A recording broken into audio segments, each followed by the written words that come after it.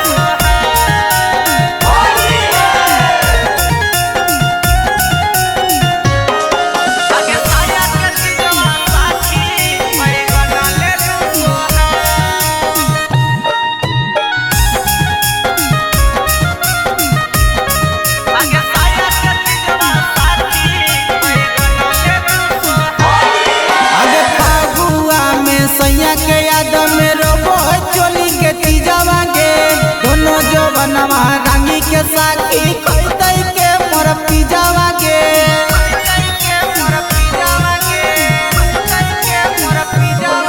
आगे फागुआ में सैया के याद में रोबो चोली के चीजवा गे दोनों जो बनवा रंगी के साथी खोई के मोर पिजावा गे आगे होली में पिया के बिना घोड़ी चर चर फाटो चीजवा साथी बैगन ले रूसो है आगे साया के चीजवा साथी बैगन ले रूसो है आगे छोड़ी के पियवा साथी विदेश में बसो है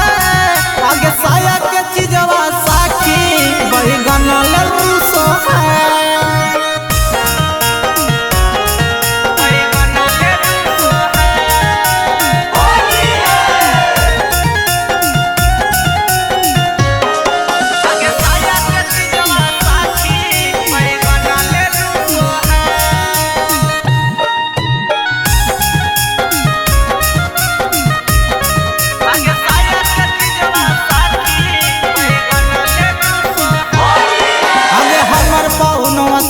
मना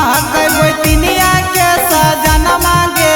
एक महीना पहले से आके एगो हकिन खजाना मांगे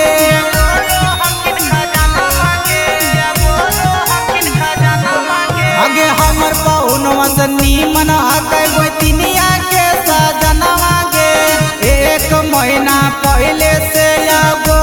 हकिन खजाना मांगे आगे भूषण राजा पियावा दर्तन को ना पूछो है आगे लहंगा के चीजवा साथी बैगन ले रूसो है आगे साया के चीजवा साथी बैगन ले रूसो है आगे होली में छोड़ी के पियावा विदेश में बसो है आगे साया के चीजवा साथी बैगन ले रूसो है। Shivangi recording studio Rajgir.